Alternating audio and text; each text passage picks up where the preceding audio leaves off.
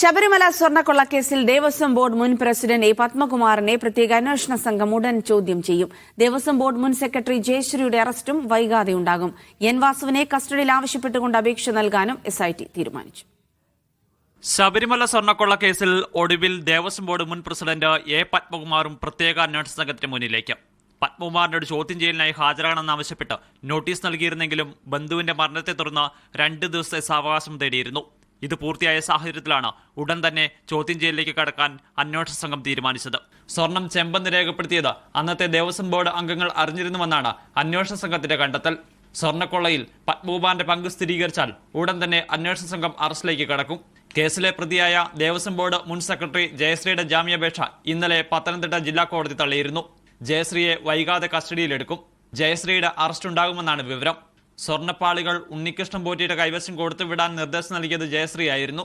Devaswom board മുൻ പ്രസിഡന്റും കമ്മീഷണറുമായിരുന്ന N വാസുവിനെ കസ്റ്റഡിയിലെടുത്ത് വിശദമായി ചോദ്യം ചെയ്യാൻ അന്വേഷണ സംഘം തീരുമാനിച്ചിട്ടുണ്ട്. വാസുവിനെ ചോദ്യം ചെയ്താൽ സ്വർണ്ണക്കൊള്ളയുടെ കൂടുതൽ വിവരങ്ങൾ ലഭിക്കുമെന്നാണ് SITയുടെ കണക്കുകൂട്ടൽ. മീഡിയ 1 തിരുവനന്തപുരം.